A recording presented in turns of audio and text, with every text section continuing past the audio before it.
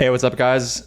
Out here with Ruxter again, and we're going to be responding to a clip from a 3.5 hour podcast on Simon Hill's Plant Proof podcast. I believe he rebranded to Simon Hill, used to be Plant Proof. And most of the podcast was actually very interesting to me, and it had to do with nutrition. And it included Alan Flanagan, who I wasn't too familiar with prior to watching it.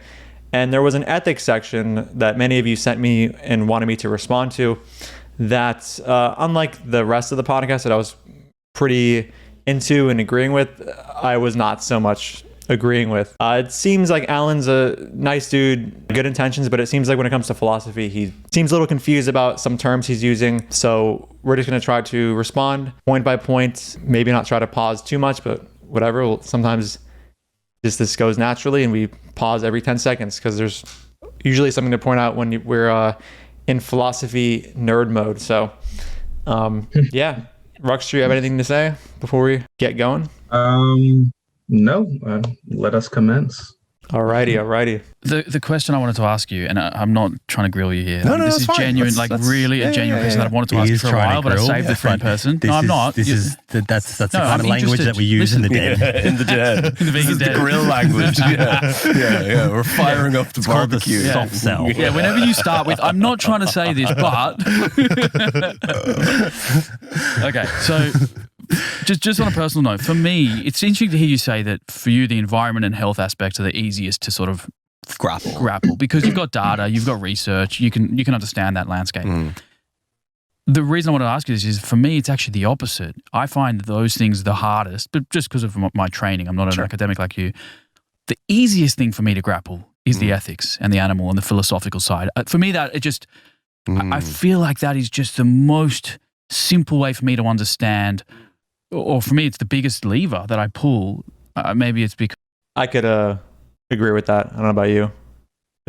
Yeah, I could agree with that as well. I think you could also tie in environmental and like health aspects of veganism into like ethics. Yeah, true. A lot of times environmental concern is based in some sort of ethical concern for sentient life. So, yeah. Mm-hmm. Yeah. And if you're someone who like, let's say... I know this will get brought up at some point, but like, let's say if you're someone like who's like utilitarian and you want to like, minimize suffering, then like, obviously like concerns regarding health, right, are going to be like, coextensive with like, well-being, right? Right. So, yeah. So I don't know. I think it just depends on like your moral framework, but sometimes you can just kind of lump them all into like ethics. Yeah. Not everyone, here's the other thing. Not everyone loves animals, and you don't have to love animals. But I just feel like that particular lever for me, I can pull that so easily. Sure. Right. And I'm wondering why that one for you isn't the case. Well, so again, so one thing I've noticed in a couple of the kind of arguments where I have engaged with someone who's very kind of more on the ethical side, and so it's a philosophical conversation. Yes. Is it seems that almost uniformly, they're kind of operating from the same philosophical school of thought. This kind of utilitarian approach, harm reduction, maximization, unnecessary suffering, and all of this. Yeah, I would just say that not all vegans operate under the utilitarian harm reduction kind of framework. I mean, we certainly don't. We both take a much more rights-based approach to veganism. There could be a case for me where a particular action causes less suffering to exist within animals, but it's still it's a rights violation, and therefore I wouldn't opt for that action. That's an example of where a person would not have a utilitarian way in which they operate in veganism. But yeah, there are people like Cosmic Skeptic or Alex O'Connor who for sure take a more utilitarian approach, and other vegans too I've seen, but definitely not something like inherent to the movement or anything. Yeah. I think what's interesting, well, he's saying that like it seems to be the case that like all the vegans that he's interacting with are they've all adopted like this sort of normative ethic, like utilitarianism. But what's I think is interesting is like most vegans presumably are like animal rights advocates, right? And like animal rights, like that word rights is actually not that term is not like it's most compatible with like other normative theories. like deontology or like threshold deontology or something like that. Maybe even virtue ethics. I'm not even sure, but maybe. Utilitarianism, like if they are operating under utilitarianism and they're like animal rights advocates, presumably, there's gonna be like some like I don't want to say incompatibleness there, but their sort of normative theory, like rights, is something that's just going to be more coextensive with other normative theories versus utilitarianism, because utilitarianism doesn't really like, that's not part of like the lingo, like rights, like deontology. They just primarily focus on like suffering and well-being. Like the typical utilitarian. There's like other types of like subtypes of like utilitarianism, but like the typical one is just maximization of pleasure, the mitigation of suffering. In there has nothing to do with like rights, right? Like, you know, categorical imperatives like oughts, with respect to with respect to rights. So I just want to throw that out there. Yeah. Do you have anything to say to that? Like, no, I mean, that's pretty good summation. I mean, like, basic point is just like there's going to be situations where like a more of a rights-based vegan might think we should do X, even though it causes more suffering than Y, because Y involves like a rights violation. You know, so that's an example where a more deontological vegan or threshold deontological vegan would not care just solely about outcomes. So even in the case of like, if you could have a diet that causes one human to just be murdered, that's not interacting with you whatsoever, or another diet that involves maybe 5 instances of murder, but those 5 instances of murder are like self-defense or like defense of crops or something like that. Like we would opt for the option with the least amount of rights violations, which would be the second option, because we don't consider killing in defense of property to be a rights violation, whereas just killing a random person to eat them would be. And it doesn't matter if that diet of that one person causes less death, there's still the rights violation aspect that needs to be taken into account. Right. And that's a good example where someone prioritizes rights violations over utility. Because in the example you provided, there is an option where there is more utility, right? Or there's like less suffering that's generated. However, it's the thing you ought not do, right? Right. Yeah, exactly. All right. Which, on just even a fairly superficial look at the area of moral philosophy as an academic discipline, is one framework of viewing things. True. Not the framework of viewing things. So that automatically puts my little... So you can stop. So this is where I started getting a little bit confused, where it's like, he's saying that like everyone's operating from like their like moral framework and not the like moral framework or something along those lines. And I don't know what that means. Like there's like this moral framework that's independent of like our like preferences and desires or something.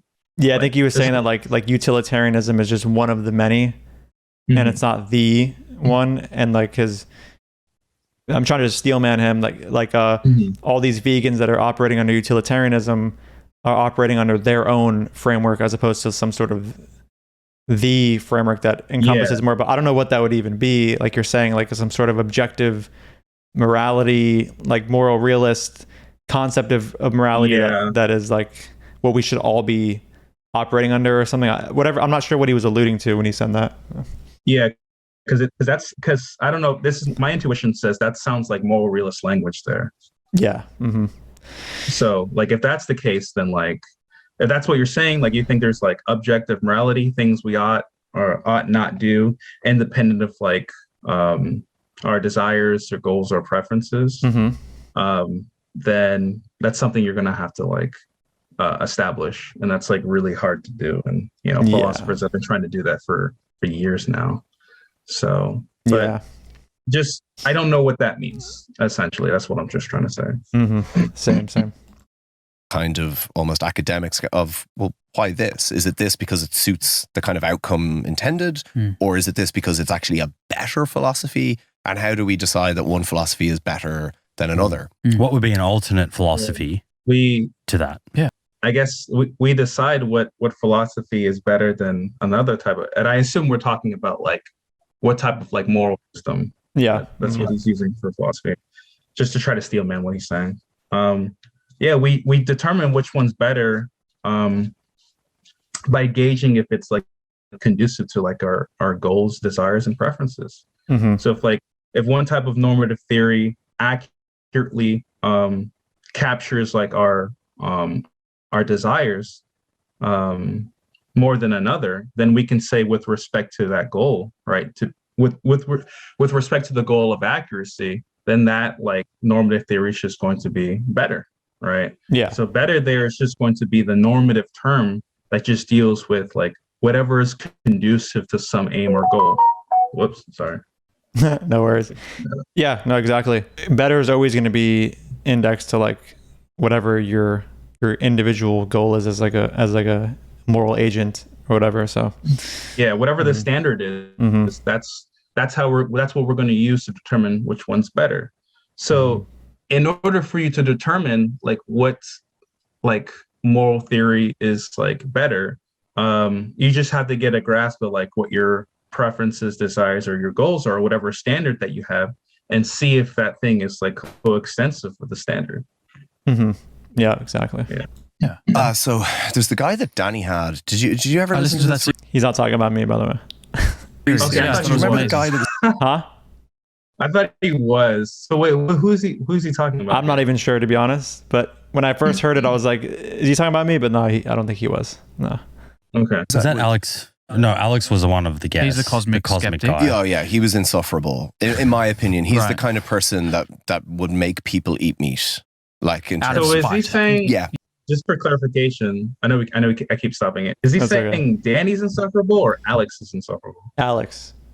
Oh. Yeah, he was saying, let's listen to this end portion, then we can hear it. Because I think he says something here about like his accent and his tone or something. I'm not sure. Yes. Yeah, it's that. It's yeah.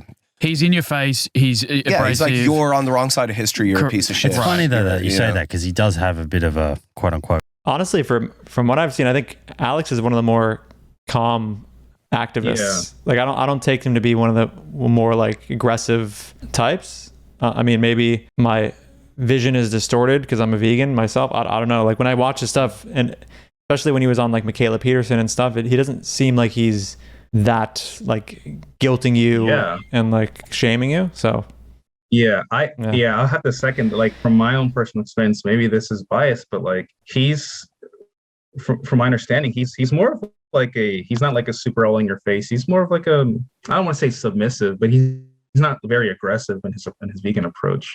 I think me and you also like shoot him out for being so like submissive in that one interview with Michaela Peterson. Yeah. Right. I didn't think he was being aggressive enough. Right. I think he was just letting a lot of things like fly under the radar and stuff. And yeah. So I think that's kind of interesting that they characterize him as such. Yeah. Maybe you and I are just super hyper aggressive and can't see that he's actually aggressive as well. Maybe. Yeah. We're just insane. We're just like vegan gains, but we don't even know it. No, I mean, I feel like we're generally more chill, but yeah, I was very confused by this because when I was like listening to this while driving down from like Georgia to Florida, so I had like a long drive, and I'm driving and I hear that Alex part, and I'm just like, I thought I misheard them or like they said someone else, because it sounded like they were talking about one of these more aggressive people, and I was just like, wait, and I went back, I was like, no, they said cosmic skeptic, like does not come across that way. It's weird. Cult following of but it's like-minded folks who already have it's like what he's this, saying. Posh English Oxford boy telling everyone they're a piece of shit. It's just like, God, the accent alone. Anyway, so no, the academic that he interviewed, the guy based in the States, was really good at kind of. You saying something? Like, a posh Oxford kid, calling people like a piece of shit, like. I mean, I don't think he straight up called people a piece of shit. I don't think that's like Alex O'Connor's like I don't think that's how he delivers. Yeah, like although they're just loosely conversing right now, like I think the idea is that he gives off the vibe that he's even saying you're a piece of shit, and like I don't even get that from Alex. Like when he talks, it's more like, because we all know he didn't literally say like you're all pieces of shit for not being vegan, but he more so just kind of explains what you're supporting. And obviously you're going to feel guilty because he'll go super into depth as to what goes on in like factory farms and like, so maybe for him, it feels like he's being called a piece of shit because he's being faced with the facts of what he supports when he buys XYZ products. Right. But yeah, from what I've seen, like, and I've seen many vegans even say this, like they're like, Alex needs to be more aggressive. So maybe we just have different concepts of what is and isn't aggressive. I guess so. Yeah. Yeah. Mm-hmm. But I think even if someone does call you like a piece of shit, like for doing what you're doing, like I can understand like if you are just unaware of like the grotesque sort of nature of like you purchasing, you know, the meat product and everything that happens behind the scenes, right? Yeah. But later on in this interview, he does say that like he is aware every time he purchases meat of the sort of like terrible implications of him doing so. He says he has that awareness, right? Mm-hmm. So I don't think it's unreasonable for someone like Alex to sort of like maybe imply or suggest. I'm not saying Alex has, but if he did, I don't think it's unreasonable for him to do so, because it seems like the shoe fits. Not to be like not to attack him as a person, but it's like you even understand like the moral implications of you doing it. Yeah, right? I mean, we all agree that at some point it's reasonable to say to someone, "Hey, you're a piece of shit." And like, you know, take the easy example of like a child abuser or something, or like someone who kicks a dog. It's like, oh, that person's a piece of shit. And, you know, it's not unreasonable to think that area also exists at a time where someone knowingly is contributing to like the mass killing of sentient life, right, when you're aware that you can opt for better options, you know, that don't support such mass killings. Like, I don't think it's unreasonable for someone to hear that and be like, yeah, that person who is supporting mass killings knowingly, who knows the alternatives to the mass killings, is a piece of shit. Like, I think that to me is not like it's not unwarranted. Yeah, not unwarranted. That's probably the word I'm looking for. Unwarranted. I personally, I don't end up doing that because I feel like I think attacking people can make them more defensive, and I want to have like a conversation a lot of time than just getting like toxic and fighting. Mm-hmm. But yeah, definitely seems warranted in certain scenarios like that. Mm-hmm. Absolutely. Mm-hmm. Because he laid out a few, and then so you have other schools of, was it Kant or no? Mm-hmm. Where the idea of suffering is vis-a-vis maximizing human existence, so to speak, maximizing an individual's existence, and that creates a system of well-being, right? Yeah, well-being. Yeah, competing trade-offs and considerations. So again, I'm not saying one is better than the other. It's an example for me of if I wanted to reconcile these from an ethical standpoint. For the way my brain works, I'd have to get to grips with each of these positions, right, and come to my own conclusions on it. Yes, it's far easy. I'm still getting the same outcome. You know, I think it should be the other way around. Beef to put in my. Go ahead. What? I think what you need to see. I think what you need to do is see what normative theory best fits your moral framework. Yeah, I think that's what you need. I don't think you need to look at a normative theory and go like, oh, that's appealing to me.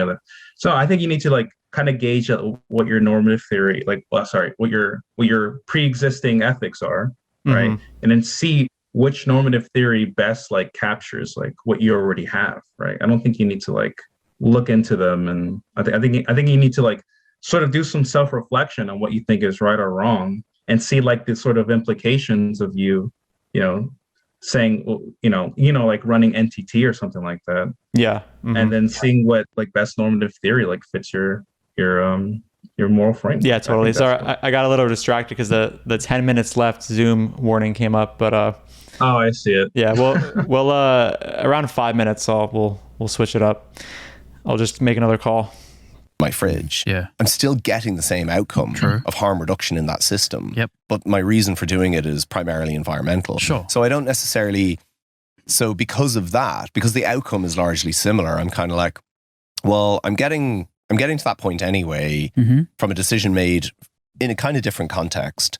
And maybe one day I will sit down, but part of it is I just don't have the time to actually get to grips with becoming familiar with those levels of moral philosophy to then weigh up where I stand on it. Yeah. And one point, so I'll be really honest here, I'm probably going to get lynched after saying this by the listeners. So, I don't have time. One point that I've got. I want to say too, the whole idea of like, oh, environmentally, I'm still getting to the same outcome or whatever because I'm reducing my consumption or support of these industries, but for reasons outside of purely moral reasons, but more so environmental. You know, there's of course going to be the issue of like, okay, well, if there was a sustainable way to holocaust like animals for food or something, you would be for that if you're operating solely from an environmental framework, right? Yeah. So there's a problem with he wouldn't necessarily be for it. He just wouldn't be against it. Right. Wouldn't be against it, right? Yeah. So that's also the problem with like only going off of like environmental reasoning, because like they're not the same really. Like you could have a sustainable thing that's good for the environment that is filled with rights violations, you know, like mowing down humans or something.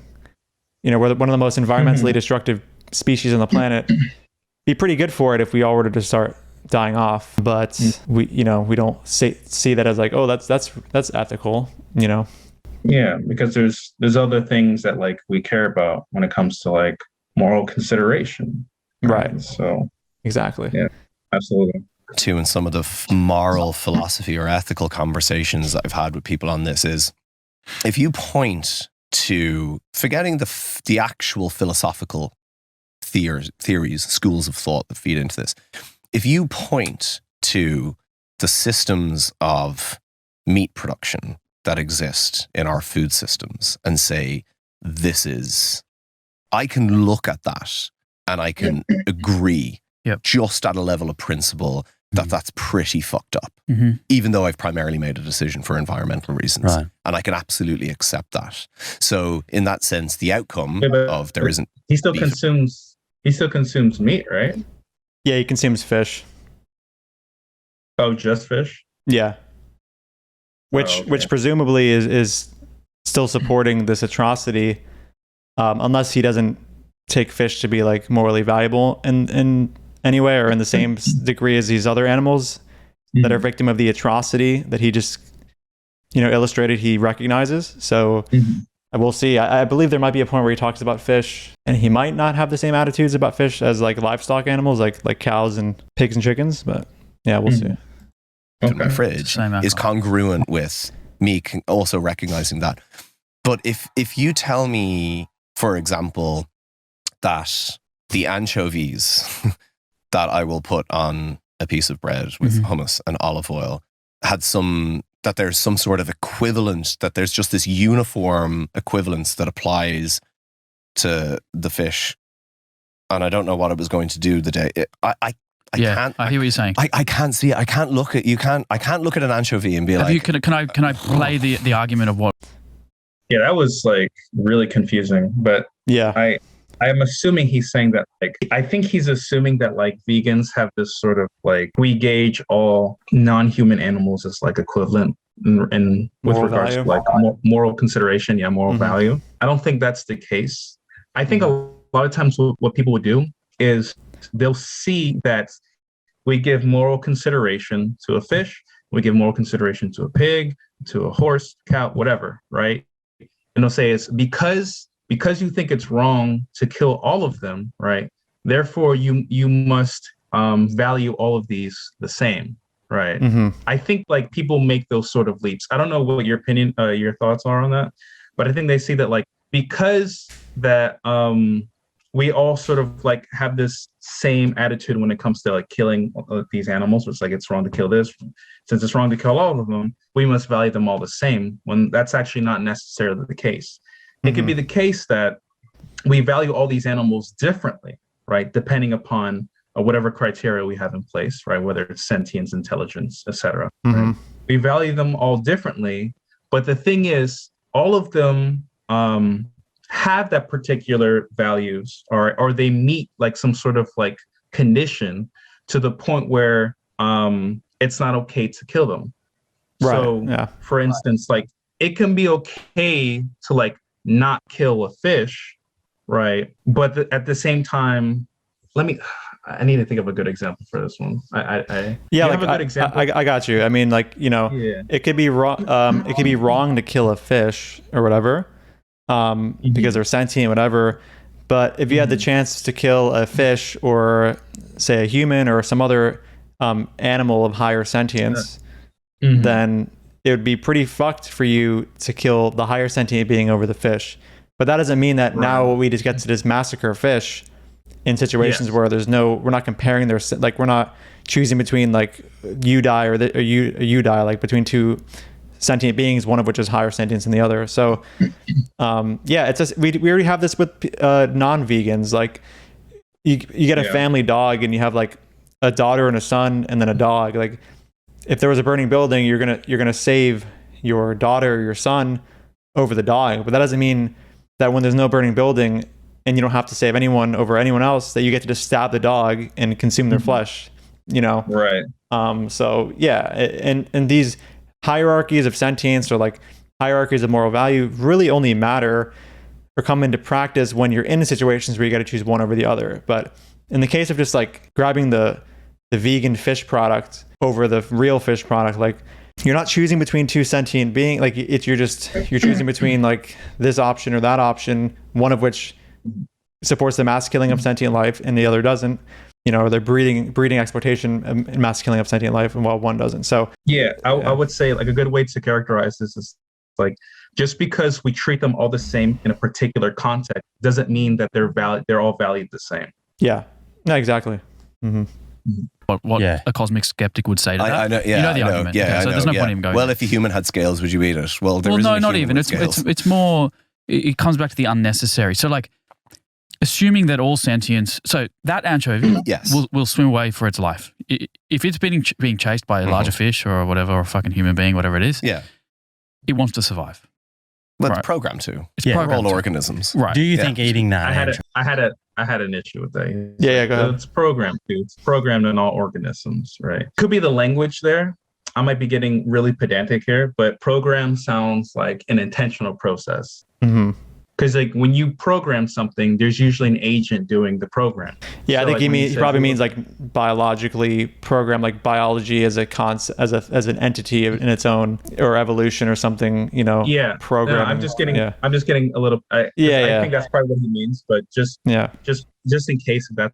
Yeah. It's like that is where it's going. Like that supposes intentionality. And there has to be like some sort of like argument or like evidence that like they were actually programmed by some other agent or something else. Yeah. Also in regard to like whether something being quote biologically programmed to survive or not versus having like the free will or the agency to make the decision themselves, like to me it's kind of irrelevant and or not. It doesn't sound like something that justifies killing. Like if there was a disabled human who had a very severe mental handicap to the point where like they couldn't solve puzzles that like a fish could, or couldn't demonstrate some sort of associative learning that like a fish could, like an anchovy. So we have no really good reason to believe that they're any more or less programmed than these anchovies. Do we now get to this mass kill this particular subset of disabled humans? And I doubt he would say yes to that, you know, because the human is still a sentient being, and presumably we should be giving rights to those, and as is the anchovy. Yeah.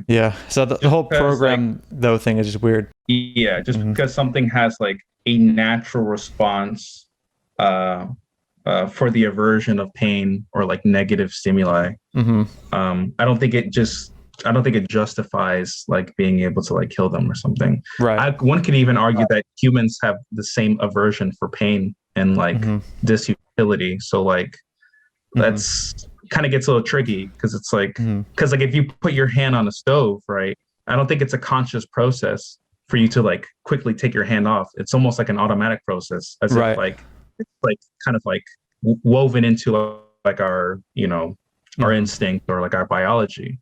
Yeah. So like, would you also say the same in the human case? Probably not. So. Toby, it's more or less likely that you would be contributing to suffering. So here's a problem with, and this is a very individual thing, and it's going to sound a bit dark.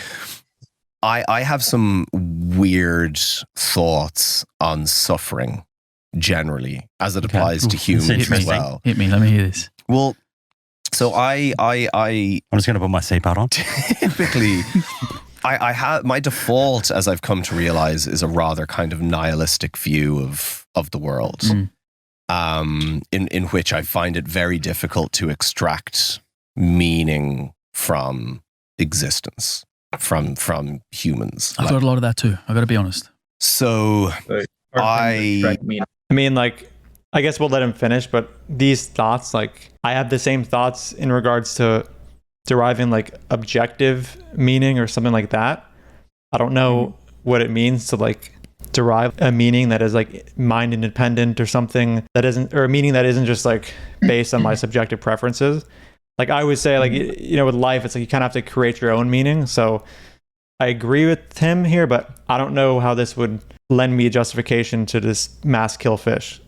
Like, you know, because he's kind of using this as a way to sort of like ambiguate suffering. He's like, because I have like this nihilistic thing where like nothing has like intrinsic meaning or something. Like I guess it's hard for him to understand like suffering or something like that. I don't know how he ties that. Yeah. He also said he applies this to humans, which was interesting. Like he even said before, I don't know if you caught that, but he was like, oh, and this also ties into humans. So yeah, that might be a little concerning. Can you just elaborate on that? Yeah. So my kind of default is we have ways as humans that we have like devised or attempted to devise meaning from a world that is ultimately completely random. And there are certain things we can control and there are certain things we can't. But ultimately, it's often, as a default, I'll look at, you know, when we try and celebrate life and make it about all this kind of stuff. And I'm like, yeah, but we're kind of boring. We kind of like do things and exist. And then we kind of just die and go into the ground. And nothing matters. So nihilistic. Nothing matters. Like, nothing we do matters. Yes.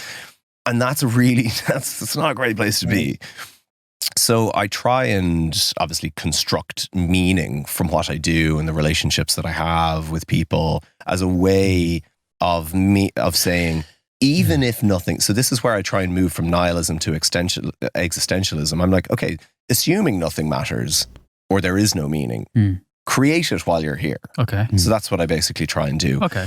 But a big part of this is this idea of suffering, to circle back to this idea. And I'm like, suffering, it's almost too rosy for me to be like contributing to suffering. There's suffering everywhere. So, and that's not that's not to engage in a fallacy here. It's how am I quantifying the sardines suffering? What about, so it seems like he just has like a practical issue with conceptualizing suffering on a quantitative level for a sardine because he's not a sardine. I'm not really know. It's hard to understand. Yes, I see what you're saying. How does he go about like maybe like conceptualizing what suffering is in an intrinsically meaningless universe or something like that? Yeah. I don't know, because like I don't see why that would be hard to do, because like I don't think the notion of suffering is predicated on like something being intrinsically meaningful. So like I don't see why there would be like this sort of like conceptual blockage for him when it's like meaning is just going to be orthogonal to suffering, in my opinion. Presumably he understands that if you start stabbing a sardine over and over, they're going to suffer. And we ask him, hey, Alan, like, is that something that you would rather not happen? This sardine being stabbed over and over and suffering? The answer is yes. It's like, okay, we're slowly figuring out like what your sense of right and wrong is here. Even if it's not like based on some sort of objective morality, it's based on your subjective preferences and how you think the world ought to be, whatever. And we can derive from your answers to these questions that you should not pay for the mass killing of fish. We don't need to, get God's attention and get God to come down and like objectively verify that like stabbing fish for food is wrong. Like we You can just have your own set of subjective moral preferences and determine that doing X is wrong. And I don't know why we have to get into things like, like nihilism and the world. Like, I just wonder if he ever got into this when someone asked him a question about, hey, do you think pedophilia is wrong? Or, hey, do you think, or like any other like thing that we obviously view as wrong, or like torturing a chicken or a cow, or let's go with just dogs, right? Because maybe he also has a hard time conceptualizing a dog suffering for the same reasons he has a hard time conceptualizing a sardine suffering. Like, they're just not human. I don't know what his reason is for the lack of an ability to conceptualize it relatively easily. So yeah, I don't know. I just wonder if he has given this response to things that we intuitively already view as wrong, and that many meat eaters also do, like torturing a puppy or something like that. You know, it's weird to just go to this place when just being asked, hey, like, should you support the mass killing of fish or not? Like, it is pretty weird, because like replace the mass killing of fish with any other like atrocity on this planet throughout history, and you can kind of see like, okay, like, you know, it's like, hey, how do you feel about the suffering of like all the Jews during the Holocaust? He's like, well, you know, I have like this like weird thing with suffering because I'm a nihilist, and then like it's just like, what the fuck is going on? Yeah. like I'm really scared. Like, what the hell? Right. And I'm Jewish, so I'd actually be terrified in that situation.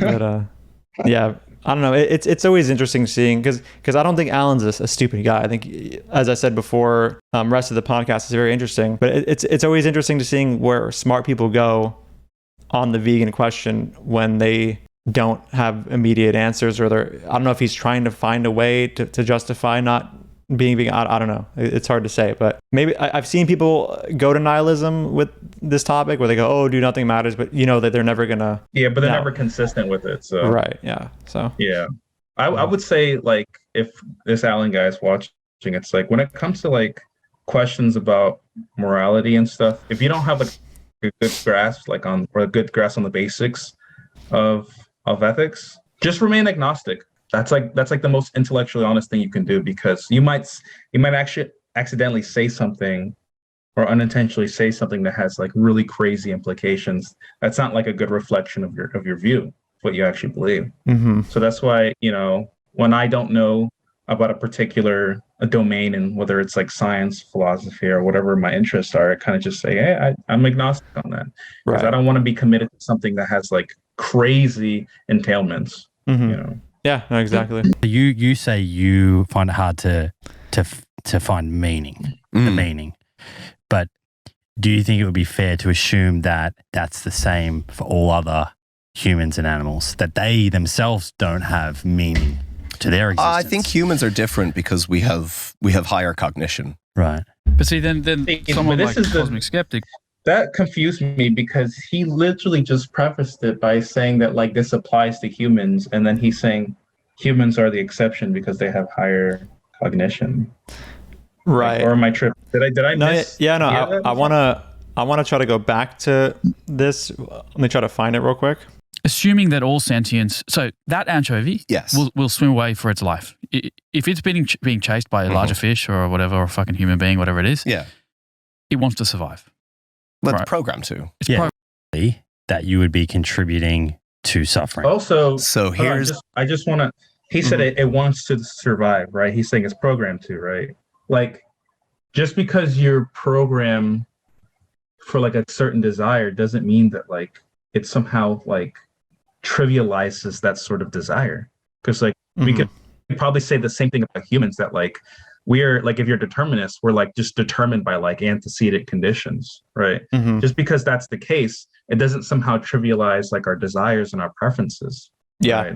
Right? So like, yeah, that I just wanted to add that. Yeah. It's weird to like think that that's a reason to restrict rights. Okay, so I think it's right here where he says the human thing. Here's a problem with, and this is a very individual thing, and it's going to sound a bit dark. I have some weird thoughts on suffering generally, as it applies to humans as well. Hit me. So he said, as it applies to humans as well. So that was my way of understanding that he also applies this to humans. You know, he said, as it applies to humans. So then over here, when Simon brings up in the human case, humans, he's like, well, humans are different because of cognition. So I don't know. It seems like a contradiction, kind of like, unless he misspoke. I'm not really sure. But now we'll go back to where we were. Do you think it would be fair to assume that that's the same for all other humans and animals, that they themselves don't have meaning to their existence? I think humans are different because we have higher cognition. Right. But see, then someone like... Yeah, so that's where the confusion comes in, because he said the issue applied to humans as well, and now he's saying it doesn't. And, I think our response to this is going to be, okay, what about disabled humans? And I believe that, I think this guy's name is Drew, is about to bring that up. Cosmic skeptic would say that that's intelligence, it's speciesism, but not even that. Well, no, I don't think it's speciesist. It would because the criteria was cognition. Yeah. It would seem like it's speciesist from the surface, but really it was you call it intellectualness or intelligentist or sentientist if he's meaning like higher sentience, but not speciesist. So. That intelligence is not a moral separator. The moral separator is, do you suffer in the same way that the anchovy or the cow does? Do you feel the same pain? Do you want to live as much as they do? Or else is like someone with a disability, is their life worth the same as someone without a disability, an intellectual disability? So, but then I think that's the wrong question to ask. Like the question, because based on like our criterion for like moral consideration, we can say like, it's not as like the life isn't as worth as much as like someone who has like a higher brain cognition, because they have a higher degree of like sentience. They can experience at a higher level than the aforementioned being or whatever. Like anyone can say that, and there's like I don't think that's going to be controversial, or like that's not going to be like a weird implication on this view. I think the question should ask is like, is cognition, right? Like differences in cognition, this sort of moral separator, like he's like, is it like, does you restricting that moral cognition down to the level of an anchovy, does it make it permissible to now kill and consume these humans, right? Since it seems like, or does it mean that they don't have like intrinsic meaning? Because I think that's what they were saying prior. Is like putting like that human down to the cognition of a fish or like any of these. Because he said that there's this whole problem of intrinsic meaning. Simon brought up all species, and he said, oh, well, I think humans are different because they have higher cognition. So this like a way to get out of the intrinsic meaning problem would be to have this higher cognition that humans have, but certain humans don't have this higher cognition. So what about them? That's really where we'd have to go with him. And exactly. And to ask like whether or not like we value them the same. I think it's just kind of like it's just not that the question is irrelevant. It's just a trivial question because one could provide an answer. It's like, well, no, I don't value them the same because of these criteria, right? And I don't think that's very forceful. It's just value them to the degree that we shouldn't mass kill them, right? Like, he can say like, look, they're not as valuable, but like I value them to the degree like you said where you shouldn't kill them. Yeah, like okay, great. Like that doesn't that's not gonna like sort of motivate him to sort of like shift his position. I think you should ask is like, well, if higher cognition is the trait that ascribes like intrinsic meaning, then all I have to do is just take out that higher cognition out and see if he's consistent with his application of intrinsic value. Right. Yeah. I wish that someone would have said like, oh, so what about a disabled human who lacks these cognitive functions that you say humans have? And then we would just see where he goes from there. That process then, I find, so, okay, intelligence is not what did you call it? Like a moral separator. But there's any multiplicities. It could be for him though. Like what is a moral separator is going to be based on the person's moral system. So maybe it is for him. And at that point, we just ask the question, like, okay, what about disabled humans who show no greater degree of cognition than sardines? Like, there's humans that literally just like sit there completely, like they do less than some of these animals that he is cool with eating. So of like layers to it, doesn't need to be intelligence or otherwise. Like I think I don't know, this is what I've kind of struggled with in some of these conversations, is trying to have this like uniform standard that's applied across the board. I don't know that exists in the real world in any domain. It's called a principle. What's that? Uniform standard the uniform standard that applies across the board. It sounds like he's describing a principle. Yeah, maybe you don't have the principled approach when it comes to ethics. You might be like a particularist. Mm-hmm. Right. That's possible. Someone like me, I'm more comfortable with principled approaches. Mm-hmm. Yeah, it seems like he has trouble believing that like a standard like, I don't know, sentientism could be applied uniformly between all sentient beings or something like that, or like all entities. Like, so you have like a non-sentient thing, like a rock or something, and he struggles to apply the same standard of moral consideration, let's say with sentientism, with a rock. That might be what he's trying to say. Like it may not apply because it's a separate thing. I have no idea, but it could be that like he's saying that like it's hard to take a principled approach when it comes to ethics, because there's always going to, well, not always, but like it seems to be the case that like there's going to be a situation where you're either ascribing moral consideration to something you don't, or you're not ascribing consideration to something you want to have it, or something like along those lines. It could be the case that you just need to work out like what principle best suits your moral system. Yeah. Maybe you just need to give it a little bit more thought, and start to kind of like tease out what it could be, engage in discourse with other people, have people kind of point out potential like reductios your positions might have, or like implications that your positions might have that might be like incommensurable with other values that you have. You might need to just put in some elbow grease, read some Phil papers, read some Phil books and stuff like that, and talk to the experts. I mean, it's not going to be easy.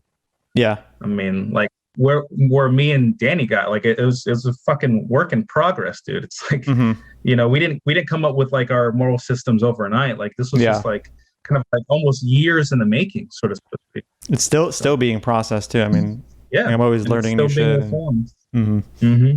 There are questions that I get about my moral system, like, fuck, I might need to reform. Yeah. But wouldn't you come back to science? So I think where people would go with that is say, well, because I think you're talking about suffering, and is it uniform across all of these different creatures? And any of these right? kind of, I guess, rather like adverse concepts, or suffering or harm. So wouldn't you come back to science then with your scientific mind and look at the ability to, what I guess suffering, we would say, I mean, there's emotional suffering, but then there's also physical suffering that you could quantify somehow objectively through science and say, okay, there's a greater chance that being would suffer through its consumption than not. But what is suffering in this context? This is what I find it really hard to compute is what constitutes suffering. And I find it really hard. To me, that's really weird to ask after, I think previously, like suggesting that like, what is like fish suffering in comparison to human suffering? Something about that seems a little weird. Because like he was questioning the suffering of a fish, like in comparison to like human suffering. And then now he's like asking, well, what even is suffering? It's like, well, presumably you had some notion of suffering like initially, because when it came to like the human case and in case of the fish, you said they were like somehow like incomparable, or like you're just like, what is that suffering compared to, you had some notion of it. It seems like he might be operating just on the fly here. Like it just seems like he kind of is just running through whatever kind of appears, because that's there seems to be conflict there with what he was saying before. And again, I just bring it back to like, would he ever go here if he heard about like someone just beating a dog to death, like or a human? Like, what is suffering? Like if Jeffrey Dahmer was like, what is suffering? I don't think he'd be like, exactly. Go ahead. Yeah, it's just like if you ask him, hey, did the Jews suffer in the Holocaust? And then he's just, but see, this is my problem. What exactly is suffering? Yeah. Like this is something it's hard to wrap my head around. It's just like, you would not respond to like any of those type of atrocities, whether it's Holocaust, Jeffrey Dahmer, or like anything else, with what the fuck even is suffering? Like, come on. Right. You can't do that. Come on, dude. Yeah, and even if let's go with situations that have nothing to do with humans, so just beating a dog to death again, or abusing a dog, hearing a puppy squeal after it's been kicked multiple times. Would you be like, what is suffering at that point? Yeah, that's a little hard to believe, but maybe you do have that view. I don't know. Yeah, I'm not sure. I think, I don't know why. Yeah, I find it really hard to compute a concept of, and then secondarily, and maybe this is where it comes back to probably needing to do a bit more in the philosophical schools of thought. I don't understand why suffering becomes such a emphasis on what we want to eradicate necessarily. I can understand maybe, yeah. Can I? Well, I mean, you go ahead. Go ahead, Dan. No, you go ahead. Good, No, you go ahead. Well, because like I wrote a note here, because the thing is like suffering is going to be defined as like some type of like sort of like negative like sort of state of affairs, and it's coextensive with something that's unpleasant, right? And if that's the case, then it's just going to be predicated on a notion of something being unpleasant that you want to avert it. Mm-hmm. So like it just seems trivial to say like, why is suffering something we want to avert? What's like, it's kind of predicated on the notion of suffering, that it's something that's unpleasant, and something that's unpleasant is defined as something you wish ought not be, or you wish to avert. Yeah, it's So, like why should we try to avoid this thing that we should avoid, or something like that? It's almost like when you define suffering as something fucking terrible, something that is like undesirable, that something that when you're experiencing it, you're like, please, can this stop? Like right now, you know, like why you're asking why we would want to avert that. It just seems pretty clear why. I mean, I'm assuming he's suffered before and understands like how shitty it is when you're suffering. Mm-hmm. If he's broken a leg or if someone just shot him in the elbow. Like, do you think if I shot him in the elbow with a gun, I would never do this, obviously, but like he would say again to me, like, why should I avert this feeling right now? Like, no, he'd be screaming and it's like, holy shit, like this is terrible. We need to stop this. You know? Yeah. I don't know. It's weird. It seems like he's almost getting too philosophical or something. This seems Danny, I don't even say it's that. It's just like he's not getting too philosophical. I think he's just kind of he's doing that whole like, you know, not to offend anybody, but it's like he's just throwing shit at a wall and seeing what sticks. Yeah. So it seems like he's just trying to just maybe this will land, maybe this will land, and then, you know, and it's just not doing it. Mm-hmm. He might just like the taste of fish. It might just be something like that. I don't know. Like we'll see. Can I give a practical example? Maybe this, because then I'll be able to understand it a little bit better. So right now your diet is, let's say, 85% plant-based, right? And you've got some dairy, some fish, right? Alan on Monday sits down and has his normal meals. And then on Tuesday you have all of those normal meals, but without the fish, without the... Which does happen. I'll have a couple of days in the week, depending on food choice, which won't have like a lot of my meals throughout the week, for example. Yeah. And certainly a total day might not have any. So I guess the question is, by removing the fish and dairy and having the accessibility, the intellectual ability to know how to swap and replace those foods. Because this is what Danny said on the podcast, which I really found amazing. He was like, if I really think about it, I probably do have a moral obligation being in the position that I'm in. I do remember him saying that. And I was like, wow, that's such an interesting way to put it. And he's like, but I'm not ready, or it's a weakness or whatever. I don't want to put words in his mouth. But basically his point was, if you look at where he is at intellectually, his understanding of nutrition, et cetera, he is in a position to make that moral judgment, even if we're wrong about the suffering thing. Let's just say... So benefit the doubt. Benefit the doubt. I can still play the benefit of the doubt, replace those foods, be nutritionally adequate, be healthy, be fit, be strong. And if those animals did suffer, well, I don't have to contribute anymore. Sure. Similar to kind of that, like me saying like the environment and the harm thing kind of comes to the same place. The outcome's the same. Yeah. So the absolute short answer is because I get joy. I get enjoyment from... Yeah. Okay, so I mean, it seems like that's probably where this all stemmed from. I mean, thank you for just making us go on a wild goose chase and then just ending it with, oh, because I just enjoy it. I get enjoyment out of it. Thank you. Gee, I feel like we're getting somewhere. Yeah. Yeah. I mean, also the whole like question that Drew asked about like, oh, like, and even if we were wrong about the suffering thing, it's like now it seems like what's coming into question is whether these things can even suffer. And I mean, at that point, I mean, I guess you just need to have a conversation with like someone very well versed on the neurophysiology of these animals and our criteria for sentience and you know, central nervous system, shit like that. Because maybe he's just not convinced that they can, even though they have a brain, they have working like neurons, and you know, there's even like the evolutionary case for like if something can move, it's very likely they evolved to like experience pain to like avoid negative stimulus that would reduce their chances of survival. Yeah, I mean, I think the guy said it well. It's like, let's just give it the benefit of the doubt. Like, let's say we're just agnostic on whether or not they can actually suffer. Like, why don't we just take a principle? What is it? The cautionary principle. Yeah, and just swap them out, and like we know everything about, or just enough about nutrition to be able to do that. I haven't, like, I've tried a lot of like say like soya. I think they're horrible. I love that's an honest take. That's a very Greek honest yogurt. take. Yes, I love cooking fish. Yes, I love making like a lovely fish curry or whatever.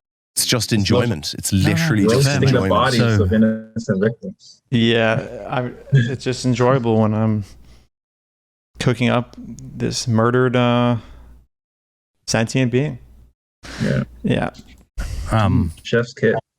Do you, because there's probably different, like people listening to this will react in different ways. Yeah. Right. Oh yeah. Okay. So I think we can acknowledge that. Some people just heard you go on a giant philosophical spiel and then end it with, you know what, I think I just enjoy their flesh and cooking their flesh, and yeah. Some people are going to get a little mad at you for that being the reason why you continue to support the mass killing of fish. But, you know, at least he understands that, I think.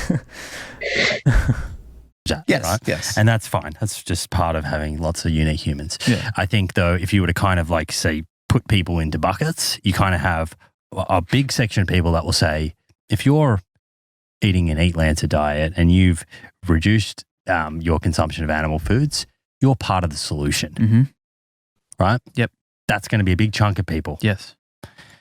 I think people know where I stand on that. And then, which is, I'm there. Yeah. But then there is going to be another side that'll say, no.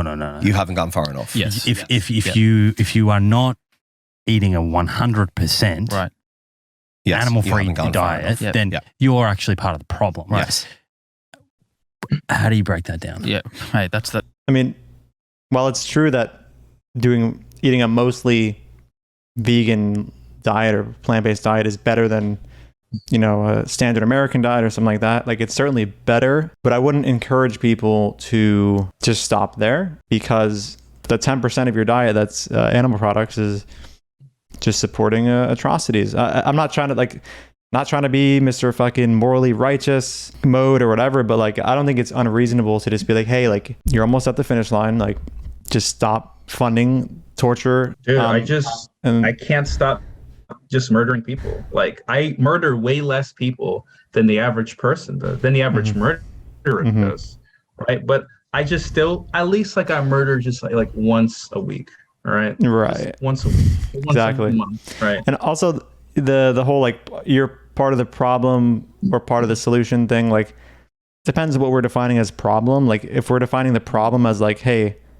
like fish are being mass killed and that's not good, that's a problem, then yeah, I mean technically you are still part of the problem whenever you decide to do it, even if it's infrequently. So there seems to be some emotions that come from hearing that like rhetoric of like, oh, like you're just trying to be better than me, or like, come on man, like I'm doing the best I can, or I'm doing a lot anyway. If you're that 10% of fish that are getting screwed, like you're not going to be like, hey man, good on you for at least not killing my friends with the other 90% of your diet. Like it's really reasonable to be like, yeah, you probably should go 100%, you know? No, I'm not trying to be better than you. I don't care to do that. It's just like what other area of like rights protections and stuff, do we just say like it's cool to just do most of it, but then stop like 90% through and continue to like do this, especially when 90% of the time you clearly demonstrate an ability to fulfill that 10% with other products. Like you obviously know what you're doing, so why not just continue to do it for that 10%? And that's it.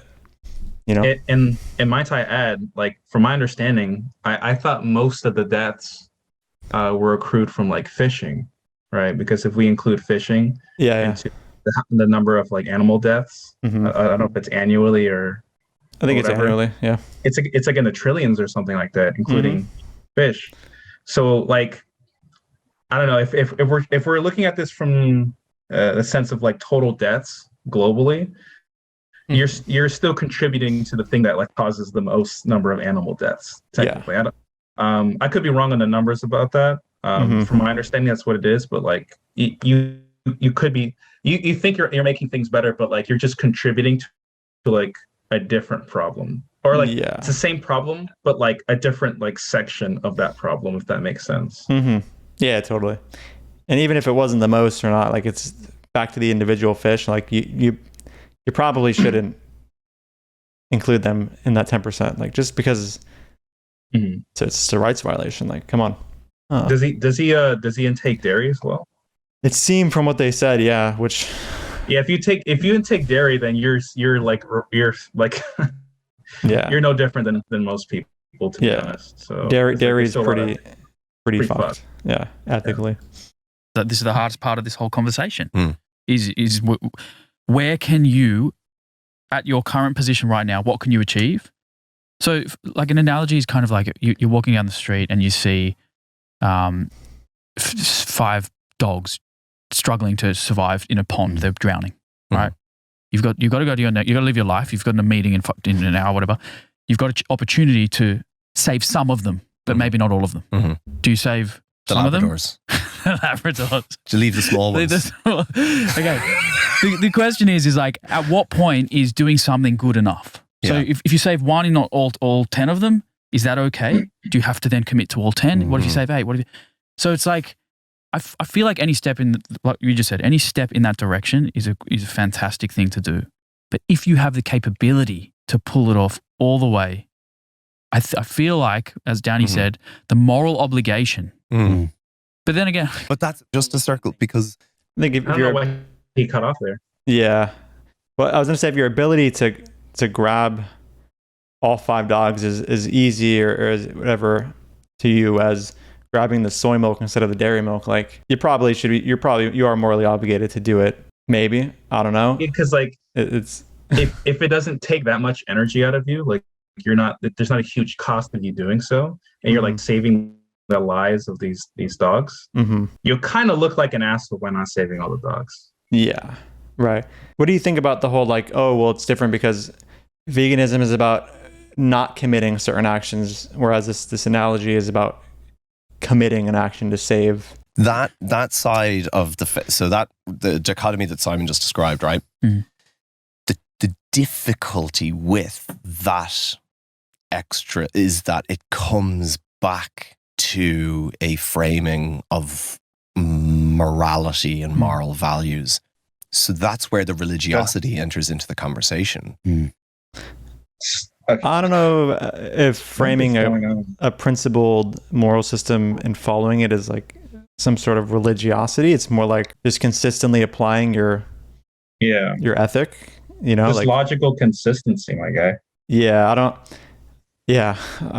don't think that expecting somebody to live up to their own moral standards 100% is something of like being religious. It's just like a discipline, you know, living a principled life, being consistent, like your actions and your values just being consistent. I don't know why religiosity is the language being used here. It's like, because presumably when we invoke like religiosity, there's like, we're presupposing some type of like or assuming some type of like supernatural element to it, like some supernatural notion. Not exactly sure what that's doing there. Like if people just sticking to their guns or staying true to their values and their principles is like some type of religiosity, I think you're just going to be using that word a lot. No, well, yeah, using that word a lot, but I think you're just going to be at odds with how like most people use like religiosity. Like I think you have a what is it called? Was it idiosyncratic? A definition of religiosity? Proprietary. Or extremely proprietary. Yeah. Yeah. Mm-hmm. And that's why I think it's so difficult, because to someone who's there, no one else is good enough until they're there with them. Right. I mean, if somebody has a set of moral principles, they're going to, this seems kind of trivial. Like they're going to not think that you're as good as you could be until you meet those principles. Like this applies everywhere. If someone hates, I don't know, Jews or something, and they want me to like be anti-Semitic, I'm not going to fit their set of principles until I'm committing some amount of anti-Semitism that they deem is sufficient. Like this applies all around. Everyone's has their own morals. I don't know why we're talking about other people's morals in this case. Yeah, I mean, that's probably going to be true with respect to his own framework too, because presumably, you know, he thinks that like people who are like murderers or like, you know, all these types of criminals, I won't say, he thinks they don't live up to the standard that the moral standard that he has, right? And he'll say that like they're not good enough because they do these things that I think they ought not do, right? So to kind of like to sort of like employ that as something maybe against the vegans or whatever's happening here just seems to be trivial. Right? Yeah, it applies all around. It just seems to be the case that this applies to anyone who has a moral system, has a standard in which you can fail that standard. Yeah, no, exactly. That's a conversation that suddenly these considerations we've been talking about is, you know, things like kind of say either the environment or knowledge and means and all of those stuffs are kind of like things we can be a bit more like objective about in a sense. As soon as it gets into the area of morality, that's where it will always, because everyone's morality is different. It's honestly like sitting down with someone who has deeply Catholic values and having a conversation about abortion. You're never ever going to come to any reasoned conclusion. You know what's happening? I mean, that's not necessarily true. Yeah, reasoned conclusion. I don't know what he means by that. I think he meant like an agreement or something. Yeah, that's what I took it. Which, that could be the case. Like if you two people have different sets of morals and they're irreconcilable, like, but I don't know how we got here into seeing like if he has an ethical case for not being vegan. I feel like this conversation should have just been on talking about his ethics period and trying to like figure it out, like logic, like what the logical structure of his moral system is and see if he's consistent like that. Getting into like all this other, it seems like meta stuff, not about like not meta ethics, but like just the meta of the conversation, right? Kind of like social interactions with other people. Yeah, like he's like being meta about that. In that situation, I mean, like, sorry, go ahead. Like, no, you're good.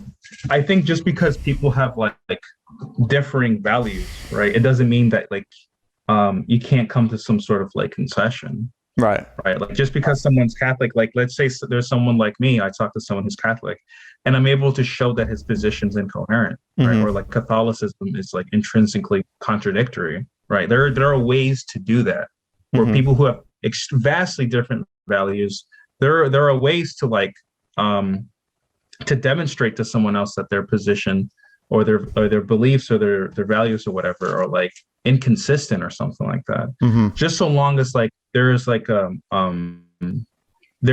sort of like common ground, right? Like we have like common background knowledge on certain things. Like, you know, we both presuppose like the laws of logic. We both presuppose that like you ought to be in accordance, or your beliefs ought to be in accordance with reality, not out of accordance with reality. Like some of the, like all those things, right? You have to have that sort of stuff in order to what am I trying to say? You have to have all those things in order to sort of like show someone that the position is like contradictory, or whatever. But also another thing before you say something, one more thing. Another thing is that like in order to have a disagreement, you actually have to have common background knowledge. So you have to have more values or more beliefs in alignment with someone else that you're disagreeing with, because you have to be on the same page on a disagreement, if that makes any sense. So like, let's say you're disagreeing about like whether or not it's raining outside, right? You need to have both agree on the notion that what rain is, like what it means to disagree, like all these background knowledge, that you have to have in order to like have a successful disagreement. So that I'm just throwing that in there. No, yeah, totally. I was gonna say we're at like an hour 20, so let's try to like not pause if we don't need to, but if something really like said is, just see if we can get through it. If he says some more stuff that we have to pause, we'll pause it. So, feel free to condense it however long you need. Say you are in that camp of 100% is the only way to be part of the solution. Yeah, I think a lot of that is through the personal experience of being there. That person, let's say that if they were to think about eating animal foods, or maybe they were when they were transitioning, they felt that they weren't living like a life of alignment. Things weren't congruent in their life, and they felt that unease. And then you then take that feeling and you assume that everyone else ends up in that exact same position. But what you're saying is you don't have that. That comes back to what morality means to you. I completely to different people understand your position. So I know I have the nutritional knowledge to be able to like plug gaps. I know that I have the ability in terms of like means I can go down to my shop and overnight I could not have certain food items in the fridge. But a lot of certainly the suffering thing is so complex to me anyway. I'm just kind of like, how do we have this obligation in the context of the way the world works? But more importantly, it's kind of like it just honestly with these choices often just comes down to the fact that I'm aware of that. There isn't necessarily cognitive dissonance here. I actually almost go through this every time I like make fish. I'm looking at it being like, And part of it is just, I can't see that there was a greater interest versus the current place that I'm at of actually enjoying the way I eat. Yeah, do you think you see? It seems like some weird utilitarianism of like, like my well-being like outweighs the suffering of this fish, if there was any, according to him.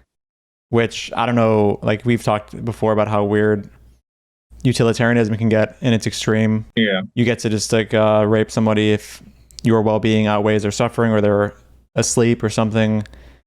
I don't know if he's trying to use his joy as a justification, like his well-being was higher. And I think the fact that he said that he doesn't have cognitive dissonance there, he's like aware of the suffering.